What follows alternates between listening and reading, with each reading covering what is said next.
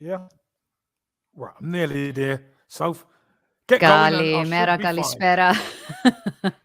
I got your back, Super Kev. Galimera, Galispera, Galinichta, no matter where in this weird and wonderful world you might be. Thank you for making the Highbury Squad part of your day. It's a new week. It's a blank canvas. Are you ready to paint some pictures and tell some Arsenal stories? We are.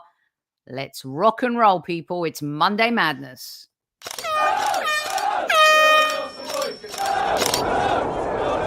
Mind the gap between the train and the platform. Please stand clear of the discussion doors.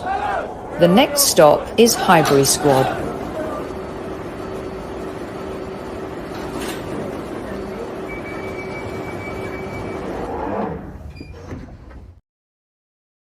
Hello, everyone. Welcome back to Squad Central this fine Monday. Joining me once again in the house is my podcast brother from another mother, Mr. Super Kevin Campbell. A special location today.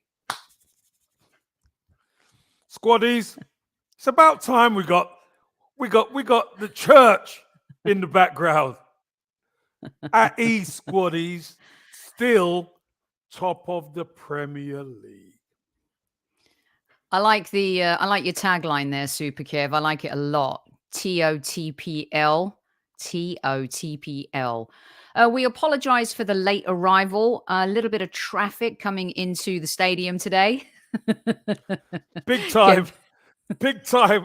Listen, I didn't even have a ticket. I had to buy a ticket from a Brussels mate. So you know how it goes. Oh, brilliant stuff. Thanks to everyone who's joining us. The usual crowd is in the house. We've got Kay Marlon, we got Neil, we got Matty K, we've got Tide Gunnosaurus. You're going to be tired after May, hopefully, with all the celebrations, Gunnosaurus. Good evening, Sophie and Super Kev from Lynn. We got Eros, we got our Chief Like Officer in the house. We have Jimmy Mack, we got Ian, we got Trev, we got Newman. I have Super Kev. Will he stop? Will he stop boot licking? I tell you what, the amount of boot licking he does, that Newman, embarrassing. Well, Super Kev, funny you should mention him. I have a new submission. No. I have a new submission. No more. I said that last time. Told you, no more. Do it at the end. I'm not interested now. We'll do it at the end. Everyone is going to want when I'm off, please. Can I just say, if I can convince you? Can you do it when I'm off, please? I'm just going to say one thing. It might be his best piece. Can you do it when I'm off, please? Because I really want you to be here. I need to be off here. Okay. All right. Then we will ensure that Kev is off. You know what, Soph? What's up? Do you know what, Soph? Here's the funny thing. People best listen to what they ask for and listen to what they say. And you know what, Sophie? It always comes back to bite people on the bum. Always. And I'll tell you what I mean at the end. Oh, okay. All right. Yeah. Okay. Yeah. All right. Good evening. And good evening to you, Wada, in Kuwait, and to everyone who listens to us from all corners of the earth. Let me tell you something, Super Kev. Our Global Gunners phone in, which we used to do back in the day, early in the show when it first started, and we actually had our fan forum once a week. I've been inundated with very kind messages from everyone saying how much they've missed it and they love it.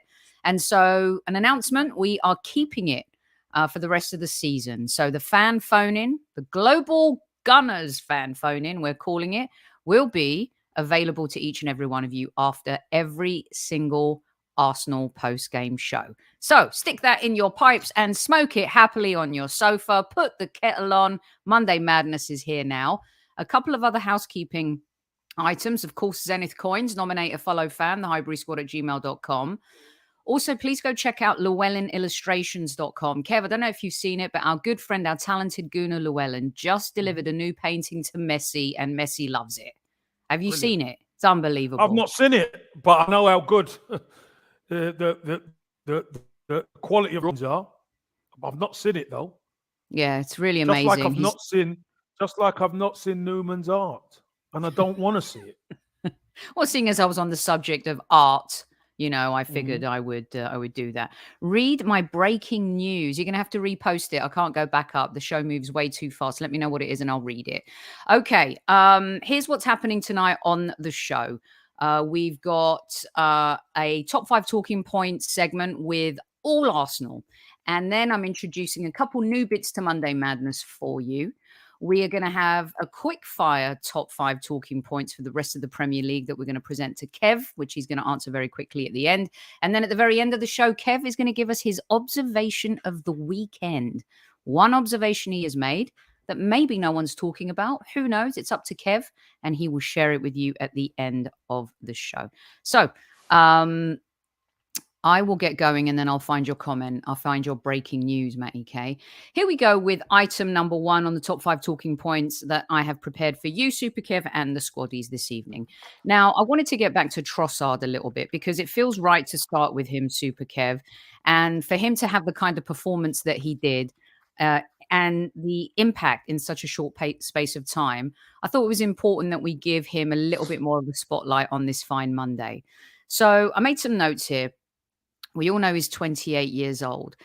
One of the things I think is really interesting in the modern game is at 28 years old, when we were looking at maybe signing him or players of that age or ilk, forget Jorginho's age, a lot of fans kind of have this meltdown like they're past it.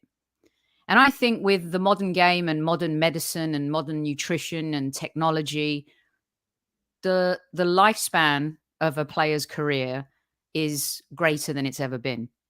And I think at 28 years old, back in the day when you were playing, they would say that's your prime, right? Now they're saying you're over the hill. What I like about Who's saying? I'm just saying the Yeah, but universe, who's saying? fans. Because that says it all.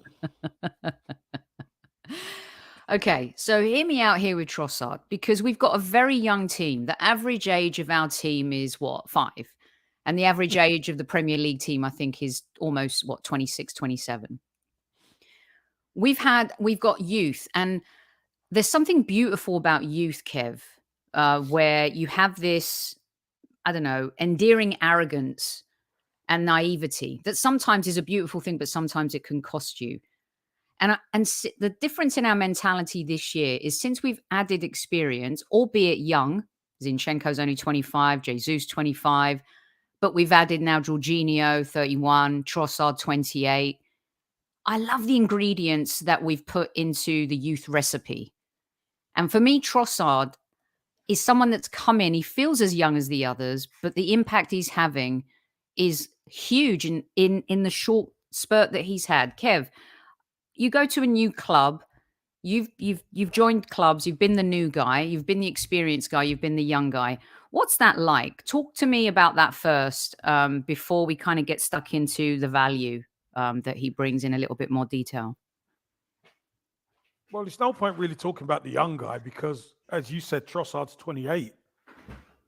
He's come from Brighton, and if I'm honest with you, I've said it on air before. Sometimes the badge weighs too much for players. But Trossard is an international player. He's played around Kevin De Bruyne and all these guys, and he's not necessarily first choice for Belgium, but he is, went to the World Cup, etc. But one thing he is, is experience, and he knows how to navigate his way around a football pitch in the Premier League. That's one thing he does do.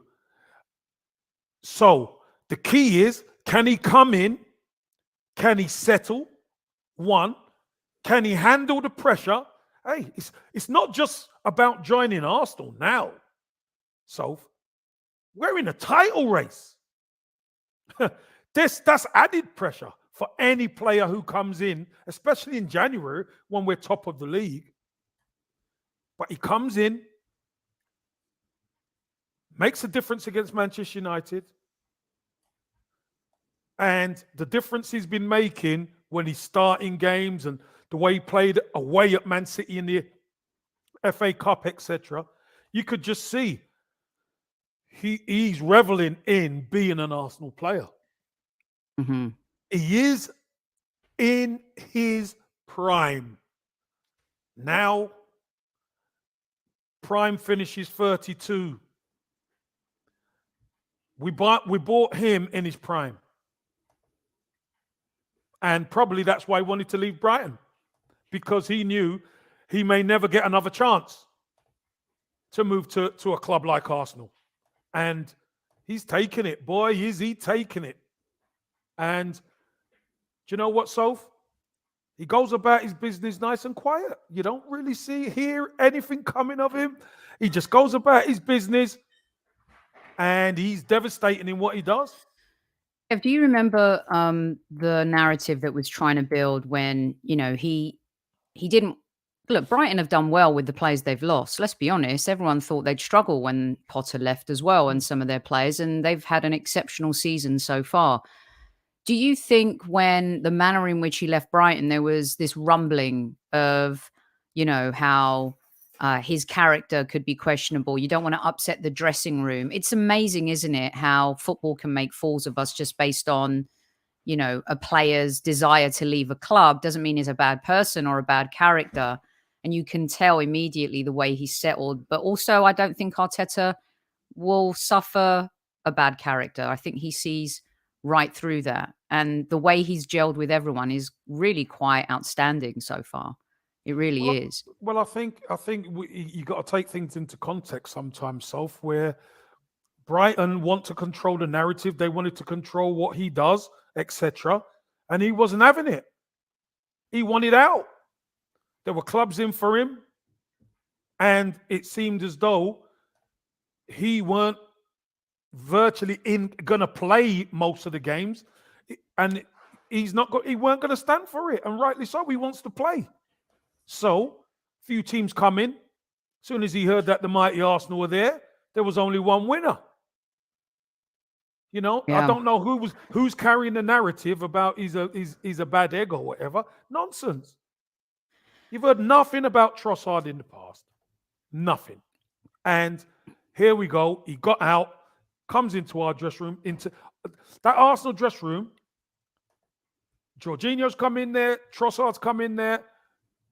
Seamless. It's been seamless. Kivior's come in there. It's been seamless. Matt Turner's come in there. Sophie, it's been seamless. Marquinhos has come in. Seamless. Saliba's come back in. Seamless. It's harmonious. There's no doubt about it. It's a happy place to play football right now. And you can see that on the faces of our players who play with a lot of joy now.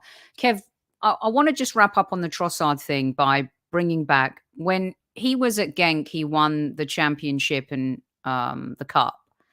And of course, being around the players that he spent time with at international level, some you mentioned, has helped elevate his game, albeit though him being a talent in his own right. There are some players though, and I'm not diminishing at all his achievement with what he's won in the past.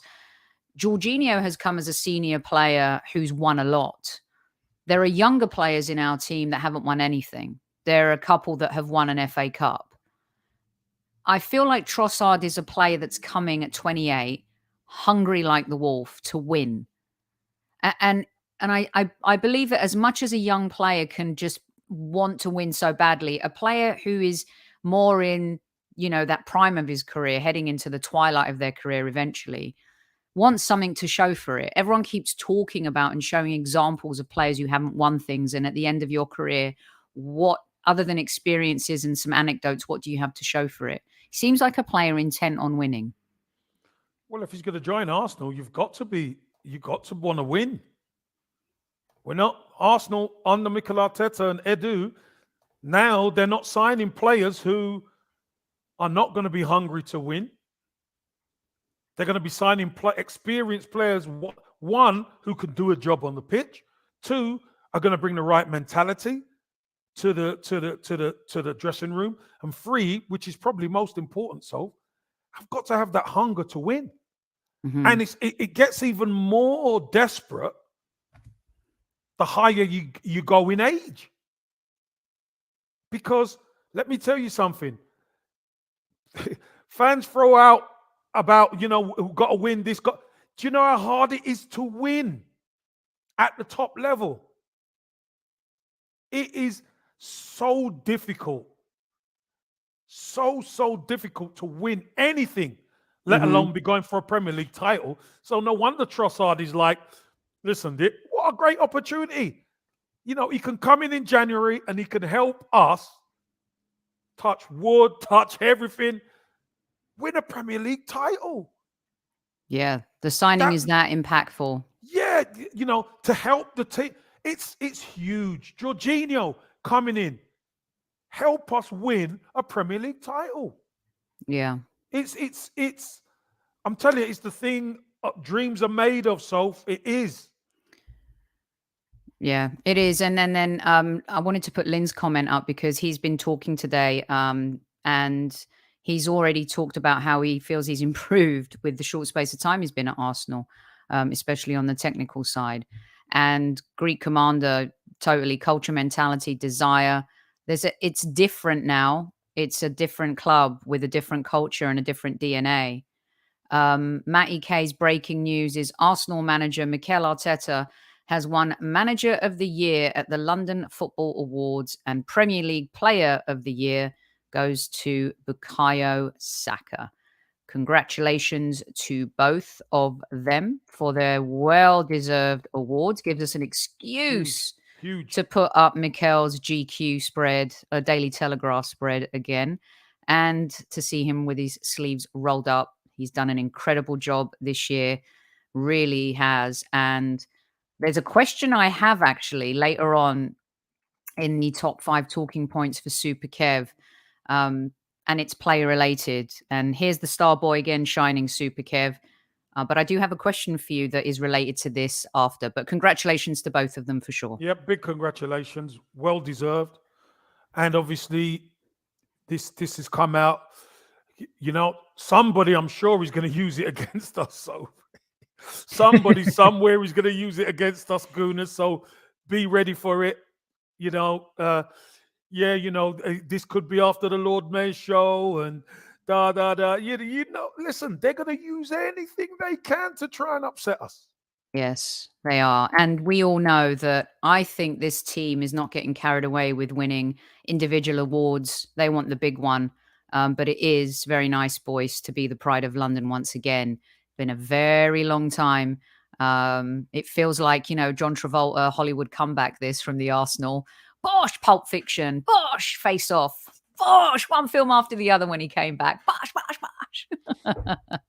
All right, let's get to talking point number 2. Gabriel Jesus. The question came up for you yesterday, Kev, on our Global Gunners phone-in with regards to now he's back, what happens on the left, and with regards to who plays down the middle. I wanted to take it a little bit further with you, just so we're straight on what you think regarding this. But I want you to take us beyond the white lines as the striker coming back from injury.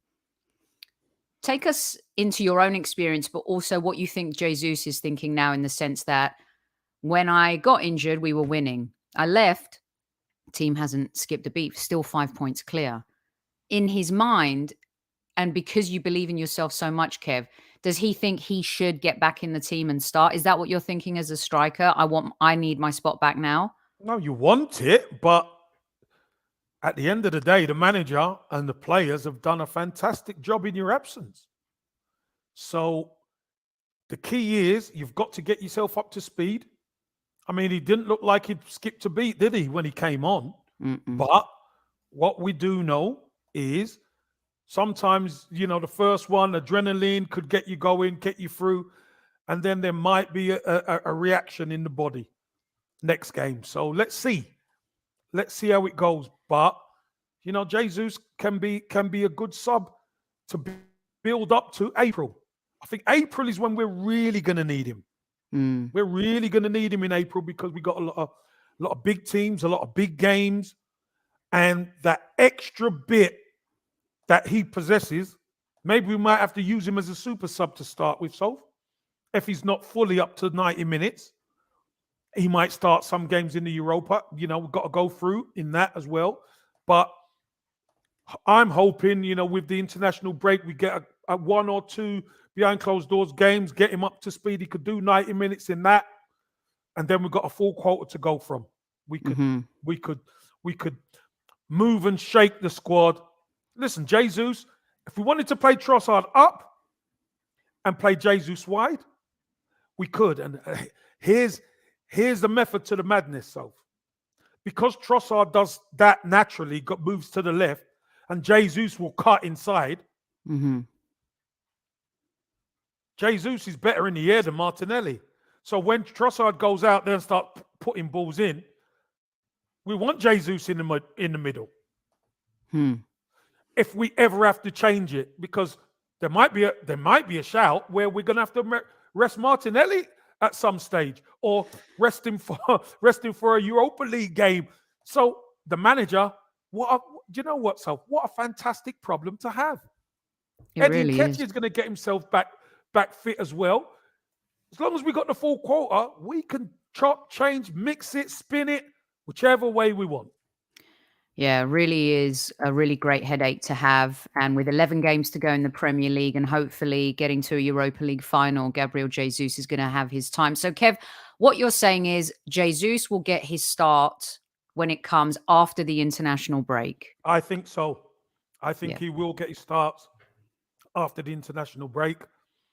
I think we'll see a little bit more of him on Thursday. I think it was quite ironic what Mikel Arteta said, that he looked him in the eye and Jesus said, "I'm ready." You trust the big players. So, you know what I mean? You trust the big players when they say they're ready. And what a lift for everybody seeing him come on and do so well. Kev, have you ever looked a manager in the eye and told him you were ready and maybe you weren't? Nope. Doesn't do anyone any good, that, does it? It doesn't do you or the team. Because it comes back to bite you in the end, Soph. Because if you say you're ready and you're not, and then you break down, he can't trust you. Yeah. Have players do that though, don't they? Because they're desperate to keep their spot in certain situations. I mean, I know in American sports that happens, especially in the NFL, because you can lose your place and never start again. It's ruthless.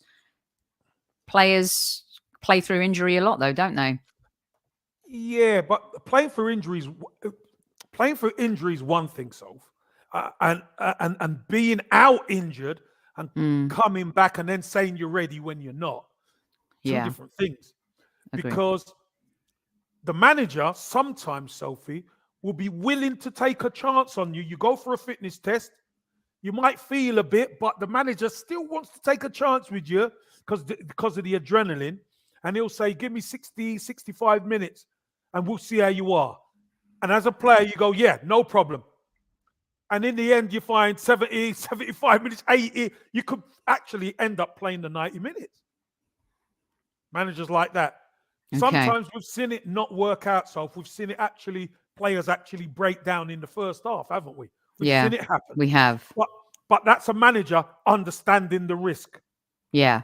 Okay. But when you're out injured and the manager looks you in the eye and you tell him you're ready, you better not break down. No.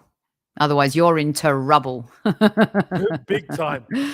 Let's have a discussion. The reason why we don't have super chats is so we can have a discussion that includes everyone, including you. So you go. That's your answer. We'll try to include you and everybody. Exactly. Let's have a discussion. All right.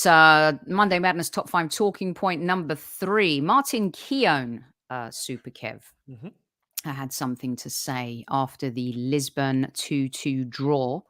And I wanted to get your take on this as well. Let's get this up real quick. Okay, so Martin Keown claimed post 2-2 draw against Sporting Lisbon that William Saliba is better than Gabriel. I want to read you the quote, everyone, and get stuck into this.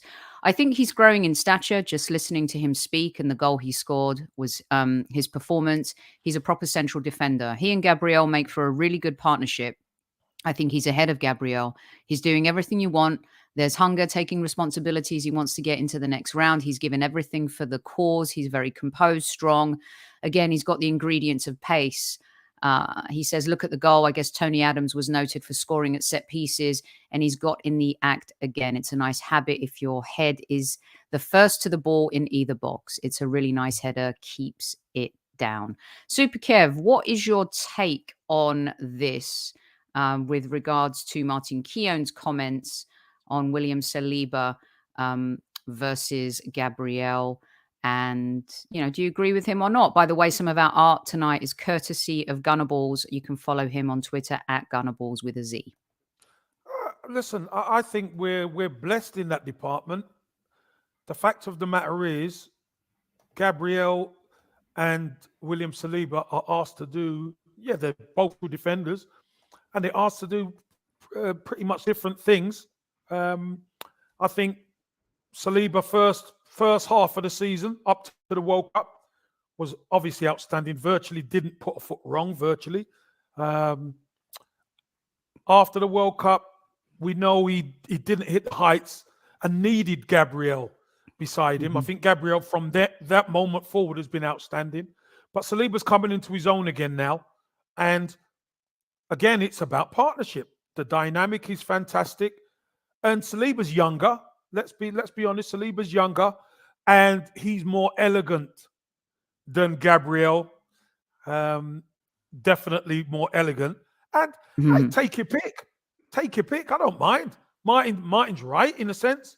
I like Gabriel for his aggressiveness. I think without that aggressiveness, Saliba can't do what he does. So I think the compliment is great. To be fair, Soph, I'm glad they've got the cannon on their chest. They've both got the cannon on their chest. That'll do me. So if Saliba's better, no problem. Gabriel ain't far behind. So, Kev, this one has fired up the chat. 300 plus of you joining us this fine Monday. Please do hit that like button for our top 5 talking points. Kev, here we go. Barry says, both are great CB. Saliba's so classy. He looks good, but Gabriel has great aggression, just a great partnership. Don Juan, I think both are great, but Gabby is ahead right now. Marcus, Gabriel scores 3 PL goals. How many has Richarlison? Yes. Gabriel is the aggressor, Saliba the sweeper. It's all about partnerships. I've called them Beauty and the Beast. I kind of like that. He thinks 50-50, does Eugene. Guna Russ says Saliba is a better ball carrier and more decisive passer. Gabby edges it in the air. Gabriel is better. E. Ross says peanut butter and jelly, Sophie. When one has an off day, the other will fill in. Great duo to have. Did I use peanut butter and jelly on the post-game show? Maybe. You did. Maybe. Here's the other thing as well. Never mind, we don't want them having days off now, because here's the business end of the season. Exactly. And they keep on coming. Boyce says best centre-back pairing in the world. Neil says there's a partnership there. They're good together. Potential to grow is huge. Saliba needs Gabriel, says K. Marlon. Do they need each other? Does one need more? One need more than the other? They do. And if you remember last season, we started seeing Ben White do a lot of the cleaning up. Gabriel was the aggressor. Ben White was doing a lot of the cleaning up. And now, I mean, Saliba's just a level above.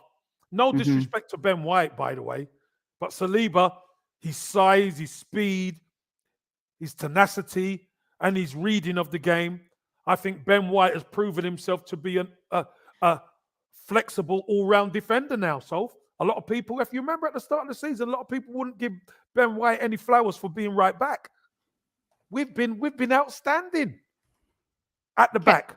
Kev, can I ask you, because my follow-up question, I mean, great minds, Kev. I mean, just in sync, the two of us. My follow-up question was, should Benjamin White feel a little slighted that he's never in this conversation? Is it because they're the centre-back pairing and they're a partnership now? Ben used to be, but now he's the right-back guy, and rightly so, he's brilliant.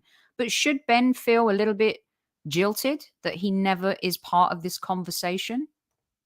No, I don't think it at all. Is he playing? Yes. Is he doing a great job? Yes. Has he been one of the outstanding players and defenders this season in the Premier League? Yes. The key to it is if you're playing in a successful team, Soph, whether you're playing at centre back or right back or right of a free or however you're being asked to play, I think Ben White has done a superb job. And I think he realizes Saliba, I could do what I want to do because Saliba will cover for me. Mm. And if you remember last season, there was a little bit of the teams kind of tried to play on Ben White for the physicality part. Mm-hmm. And Ben White's good. He gets stuck in, but he's not as physical as Saliba. When you got these two guys, Saliba and Gabriel back there, listen, you better be on it. Yeah. They remind me of Vidic and Ferdinand, outside of our own great defenders we've had and partnerships we've had. They remind me of Vidic and Ferdinand a lot in terms of the beauty and the beast and the elegance of Ferdinand versus Vidic. Okay. Just real quick, let's see. We play a lopsided 3. Ben is integral to that when Zin goes forward. Benny Blanco can slip into a 3 or overlap like a wing back. It's very fluid. He is on a roll this evening, is Gunnar Russ. Benjamin White shuts down that right back. There's so much love for him. Ben White has grown into the right back position. He's made it his own. He really, really has. So yeah, I mean, we're loving it. We're absolutely loving it. Thanks to Gunner Balls again for all the art that we're using this evening. Go check his stuff on his Etsy store. Yeah. All right, Super Kev, I'm going to circle back to the player of the year. It's my point number 4 on our talking points. Get stuck in, everyone here. You ready for this one? It's getting to that point where Arsenal fans, Arsenal, whoever, and here come these awards, and they're happening pretty thick and fast. The team spirit's been amazing this season, Super Kev. There's no doubt about that. We're seeing it across every level of the team. And we just talked about, how partnerships have formed. Kev, my question to you about player of the year, which Saka has dominated for the last 2 seasons. There's these 2 that have been amazing, Xhaka and Thomas Partey. Who've done an incredible job. Xhaka's resurgence may deserve it. You've got this guy that's come into the team, Zinchenko, who's had a phenomenal impact. You've got the gaffer here who's surrounded by Odegaard, Martinelli, and Gabriel Jesus as well. Kev, right now for you, who's the front runner to be player of the year? Oh, geez. Do you know what, Soph? I would have to say Martin Odegaard. Solely because I love this. His goals, his assists, and his all-round play, which I think goes under the radar a lot. I mean, I love them all, if I'm honest with you, Sophie. But if someone's just a millimetre in front at the moment of the pack, I think it's the captain, Martin Odegaard. Bestowed as the captain, all the pressure's on him, and he's got 10 goals already with 11 games to go. I think he's done fantastic. But we're in this position because everyone has been performing. Mm-hmm. Everybody's been performing. So, again, it's a millimetre, Soph. He's a millimetre ahead. He's a millimetre ahead. Like the ball that didn't quite cross the line where Liverpool would have won the league. There you go. Yeah, I mean, it's, again, Kev, just to underline to everybody, and for those listening on our audio platforms, we're showing pictures of players. I mean, some fans might think Ramsdale's been the savior. Some may think Ben has had that unsung hero. I mean, who's to say, in some sports, they say defenses win new championships. These 2, we've just talked about them as well. Kev's mentioned the captain. There are some fans that would say Thomas all the way. This guy having his comeback, Saka being, the star boy. Martinelli, what about his season this year? And, if it wasn't for Jesus' injury, he'd be well up there as well. So It's amazing that we have so many great choices. And I just wanted to see where your head was at. But Carlos, Torres, and you sum it up. Mostly everyone is going for Odegaard. There is a lot of team spirit as well, Guna Russ. And Stephen Feely, no Laguna in the house. Welcome. We're finally spoilt for choice. Unbelievable. Steve, I've got to tell you, we need It's the Players merch. It's the Players. Hope you're well, mate. You and the family. Take care, bud. Yeah, top fella. Okay, Kev. So we've gone through Trossard, Jesus, Gabriel, and Saliba. We've talked about the player of the year. Number 5 on our Arsenal talking points is something a little bit looser and something we can have a little bit of fun with. And because Kev's been in dressing rooms with managers who've used tactics, who've used ideas to galvanize players. Somehow I don't think George Graham used a light bulb or the Anfield, the You'll Never Walk Alone anthem. But there is something about Arteta and his team of staff that do things that seem to resonate. Kev, this picture that baffled a few, the clock in the Fulham away dressing room. It's just gold. I love it personally. I don't care what anyone has to say about it. Apparently, the team and staff are using this to make the away end dressing room feel more like home. We've seen in All or Nothing Mikel Arteta use tools. Super Kev, the Daily Telegraph reports that we've also used slogans like identity and unity to cover the home team's image. We've done that. Block out their branding. Kev, what say you? Do you like or do you loathe all this? I think it works.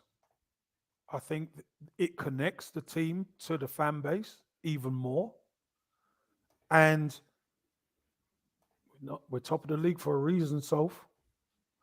And if you're going to use props like the North Bank clock or the clock end or whatever you're going to use, picture the North Bank clock end clock, East Stand, West Stand, whatever you're going to use, Sophie, as long as it works, that's what matters.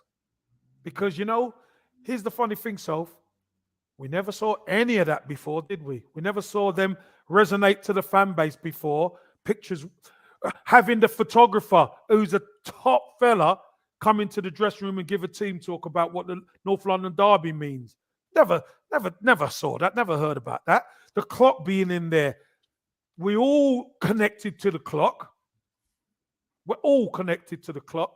So, again, these are common ground for us all. I think it's very, very smart, subliminal message for fans and players together. We're all in this boat together, Soph. I'm telling you, nobody else is going to help us. No. We've got to stick together. It's true. Reinhard, it's so funny you said this night. I was on the Anfield Wrap this morning, and they've been really. I do a little segment for them every month where we talk Arsenal and when they do generic stuff, and they have been so complimentary to us like most of the season. And you mentioned the 19 years, and Kev talks about when it's been that long, you will use any tool or tactic to cross the line or cross over. And Kev, I don't know about you, but I really liked my bosses who I work with that thought a little bit outside of the box. I know we've talked before about motivation, and I think more in a corporate environment, you need more motivation to get you up behind that desk. But you say professional footballers don't need motivation. But there's something about it that Arteta does to motivate. I say they shouldn't. They shouldn't need it. But I think when it's done in the right way, because this is like subliminal. This isn't right in your face, Soph. This is just a prop that connects everybody. Mm-hmm. This really is. And it's not right there in your face. It's just something that you connect with straight away. So I think it's brilliant. What I like, Kev, as well, is that this team, this staff, this manager, they're building things just for us. They give 0 Fs about anyone else. What they're trying to do is build and reconnect with the fans. They've done that. Now they want to take it to totally different levels. And I for one am here for it. Okay, that's the top 5 Arsenal talking points for this particular Monday Madness. Round of applause, everyone. Really good subjects and great interaction from you. Now let's get to the rest of the league and the quick fire 5. All right, everyone, are you ready to rock and roll here? Kev, top 4. Who ends up missing out? Manchester United, Tottenham, or Newcastle? I think Newcastle. At the moment, I tipped them for top 4. I just think they've. I know they've got games in hand, but I'm not sure if they score enough goals. Isaac, they're going to need Isaac to keep hitting the target if they're gonna get in there. But I think Newcastle. I think Spurs have firepower. Have the firepower. Manchester United have the firepower. Liverpool have firepower. I think out of all the teams, Newcastle are the one without as much firepower. Yeah. I'm not sure What Isaac about has. Brighton, Demsek? What about Brighton? They're wondering if there's other teams that could squeeze in. I don't think so, right? I think Liverpool have made it almost. I said to Warren Barton, John Harkes, and Rebecca, that show that we were on, Kev, I said to Warren, I said, what would you do if I told you that I see, Newcastle falling out the top 4? And he called me stupid, which was funny at the time. But I agree with you. I think Newcastle are the ones. I think Tottenham will cross the line, and I think United will, and I think Newcastle might just be a little bit too much for them. Okay, Kev, want to get your professional opinion on this. What is going on here? Is this not a red card? So, listen, of course it's a red card. He's over the ball, stud showing. It's a red card. Simple as that. But you see, Soph, the problem is, Soph, we've seen similar tackles, and look there. He's actually going studs full. But what happens is he rolls over the top of the ball. It's a red card, Soph. It's a red card. You end up over the top and making connection with somebody's shin. It's a red card.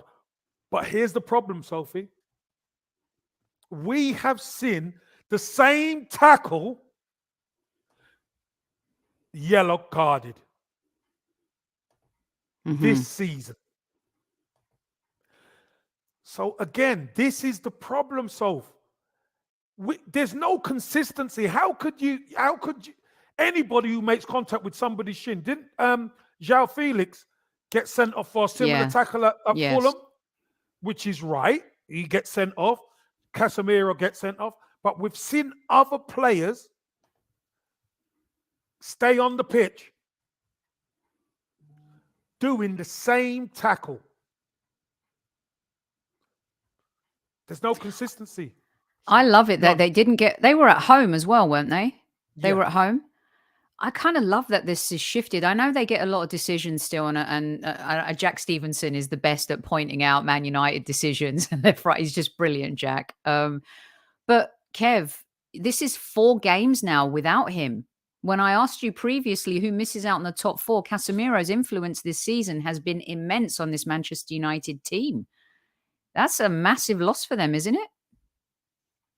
It is, but the teams that they're going to be playing, I expect Manchester United to get over the line. I expected them to get over the line on Sunday, to be honest. But, I expect Manchester United to regroup and get themselves over the line. I do. Because they've got probably the most informed player in the league right now. Yeah, someone was saying if Rashford, I think Greek Commander was just saying if Rashford goes down, they're screwed completely. True. And that's every team has that. Well, look, that's what they said about us with Jesus. So just hold the mayo. Hold the mayo. Still waiting for it. Yeah. Okay, now here we go with the third one on the quickfire 5, Kev. Survival. No, I've got this one. You get one player that you can bring in to the Arsenal squad, PL player, only Premier League teams, for the last 11 games of the season to put the icing on the Premier League cake. One player. And this is a fun one just because it also tells the listeners a little bit about who you like and who you think's good. Who are you bringing in, Kev? Yeah, but one it's player. Not real, Soph. Come on. It doesn't matter. You know I love It's to not give me one real. what if. I'd never do the what if game anymore. But there's one. Let's just have a one what if on Monday Madness. One. Shall I give you one? I'll take Haaland. Are you not going to pick one? What about your friend, Lone Star? Let's put him up here for you. I don't think we need Declan Rice this season, though, Lone Star. One player in our squad. Jeez, we've got a good squad, you know. Oh, this is a good one. Ivan Toney before he can't play for a while. Sorry. Yeah. Very funny, Tammy. I'd still say Kevin De Bruyne. Kevin De Bruyne. Okay. Still say Kevin De Bruyne. Gunnar Russ, it was Premier League only. Only. You guys, sometimes I wonder if you listen. Phil Foden, Harry Kane, LOL. Kane, I tell you, I'd go in for a cheeky bid. Let's destroy them. Let's totally destroy Tottenham, Kev, and sign Harry Kane in the summer. They're and already totally destroyed. Kill. No, I mean kill them. It would kill them dead. Listen, what we're doing with this young side is dismantling them. I'm telling you. Because remember, as far as they were concerned, they broke our spirit last season, Gooners. Spurs thought they broke our spirit. It only made us stronger. I think Kane coming to us will break them more than the Sol Campbell. It would ruin their lives. Yeah, but again, their club lives, not their individual lives. I all, wouldn't want that. Yeah, but this is all hypothetical. I know. Come all on. right. I just like to have a little bit of fun. You know, I get silly sometimes. I like that. All right, Kev, here's one for you. I'm not sure if you remember. I think you do. I'm going to take you back a little bit. Do you remember this? Yep. Look at that. That's a happy Super Kev pouring champagne Have over some of that. Sir Brian Robson. What a legend, Kev. What a legend. Absolute diamond as well. What a man. And you and Sir Brian Robson saved West Brom from relegation. In fact, there's an old episode before Kev was even on the show with me where I did an interview with Kev on Survival Sunday. It's brilliant. And there's clips of the goals and I take you through the game and Kev gives his opinion on and his thoughts on what was happening in the game the night before. It's just a really good episode. I'll share it with everyone in the link. You can listen to it. We did it about, I don't know, Kev, maybe 3 years ago now. We recorded that one. Yeah, 3 and a bit years, yeah.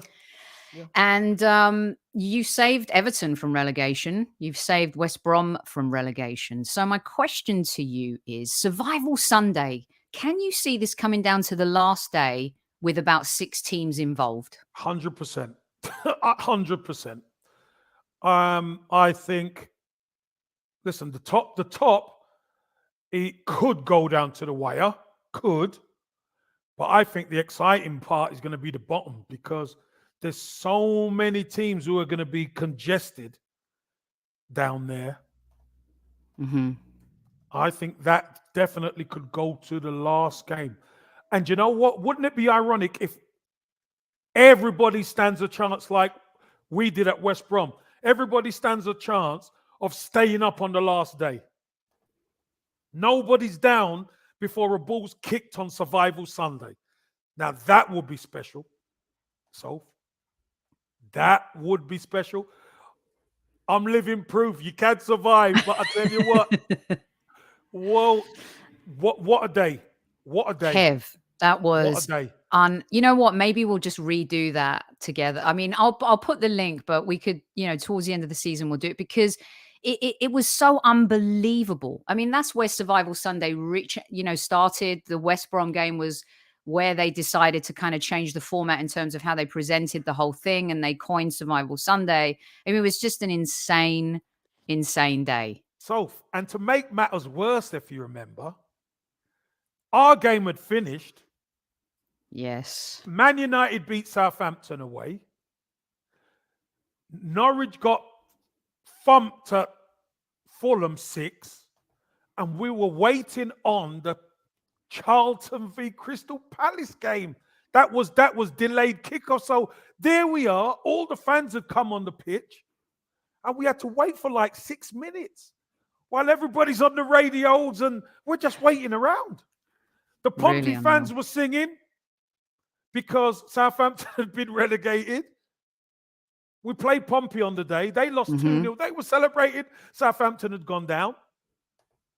And there we are. We're just waiting for the result. It was honestly the longest 6 or 7 minutes of my life. Of your life. Yeah. Unreal. Wow. Unreal, Kev. I mean, really just unbelievable. So which 3 do you think will go down eventually? I said Southampton. Mm-hmm.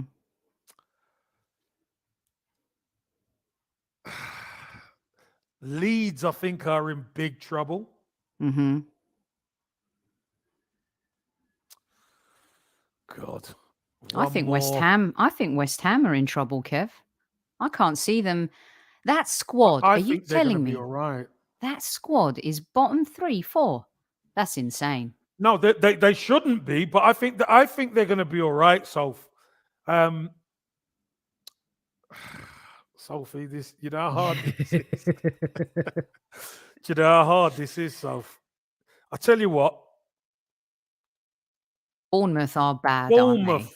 Yeah. I think Bournemouth, Southampton, Leeds and Bournemouth. The 3 that are in the position now. Listen, and if they surprise me and come out of it, fair play to them. But, yeah, I think them 3. Yeah.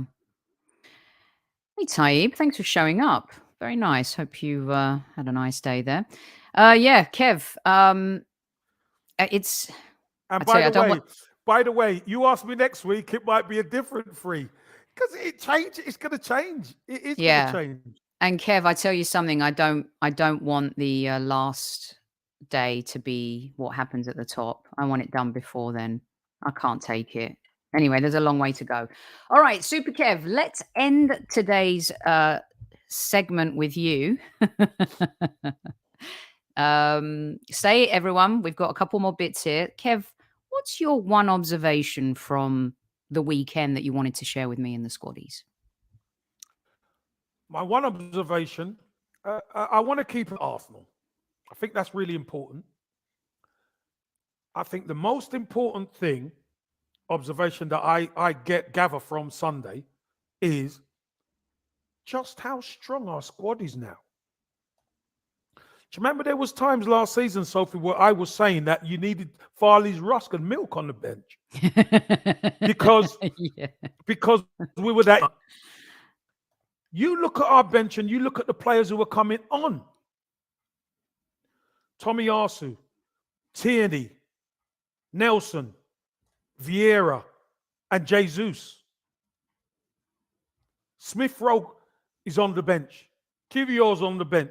You know, that's a strong bench. So the whole bench is a lot more powerful than we give it credit. If we needed to change things, look who we got to change things around on the bench.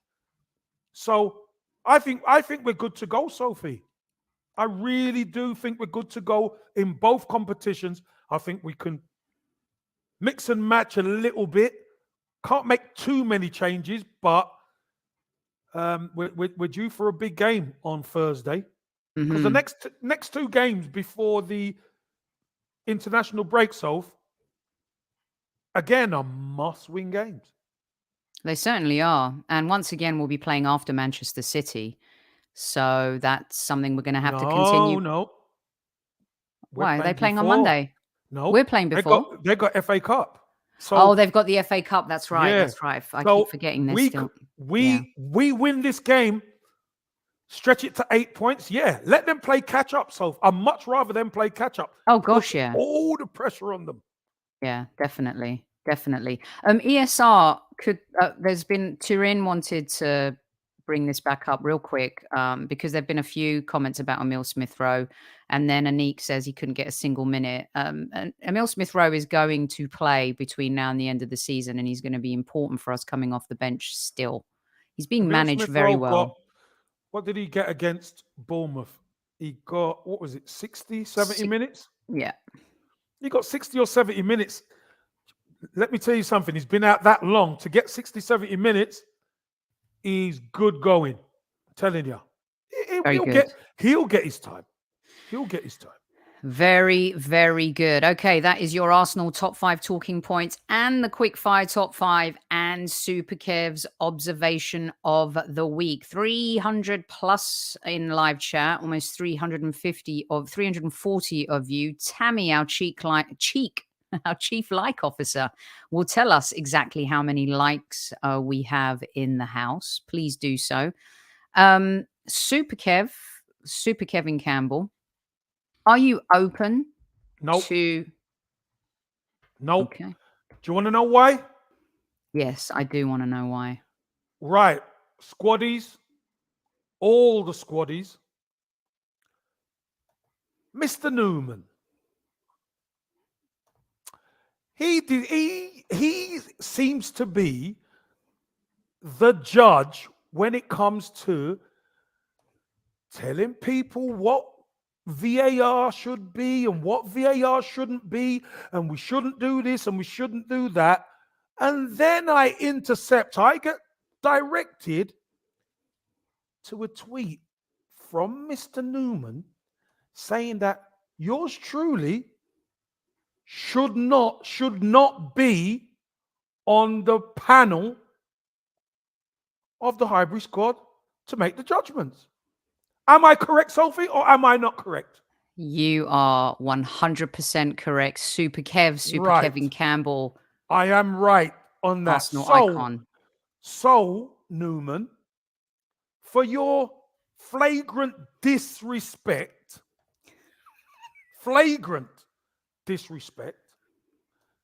no art for you on here, not while I'm on anyway, because anybody who tries to unsettle, unseat, or depose you do not get the opportunity to do it. So, therefore, Sophie, if you want to show the art, no problem. Just let me know, and I'll salute the squaddies, and I'll be gone. But I don't like backstabbers.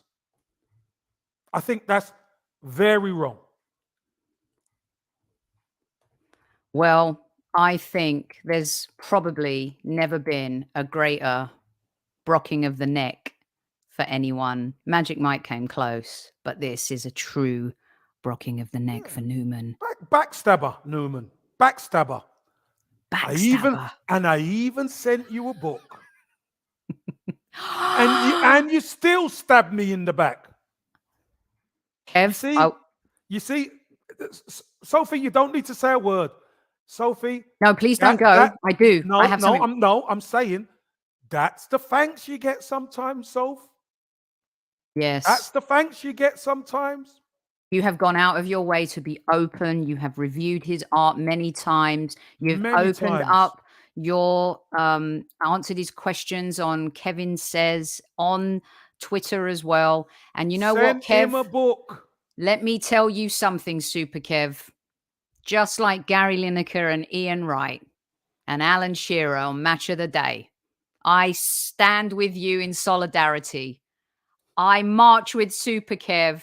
Hashtag icon, wore the shirt, scored goals, kissed the badge. Yes, Super Kev, I stand with you together. There will be no exhibit of Newman's art this evening. He has to earn it back. And Super Kev, on that note, I will let you close the show. Well, squaddies, I hope you understand there's method to the madness. But Newman has to realize the consequences of his terrible, terrible behavior. Anyway, squaddies, I love you all. I even love Newman. But no art for you, Newman. No art for you. I love you all. Tell your people you love each other. Tell them you love them. Don't delay. Always, always, always tell them you love them. Look after yourself, squaddies. And you know what? Big game on Thursday. I'm on Sky Sports News doing the game on Thursday. Dickie Bowl Thursday. Hopefully, I'll be able to come on after the game, quite a bit later. So, a little bit later, to do the post-game show with you. But you know what, squaddies? At ease tonight. And you know what? Enjoy being top of the league. Every week, every time we are, enjoy it.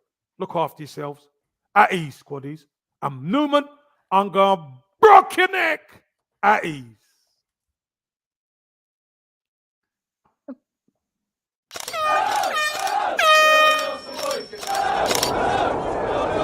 Mind the gap between the train and the platform. Please stand clear of the discussion doors. The next stop is Highbury Squad.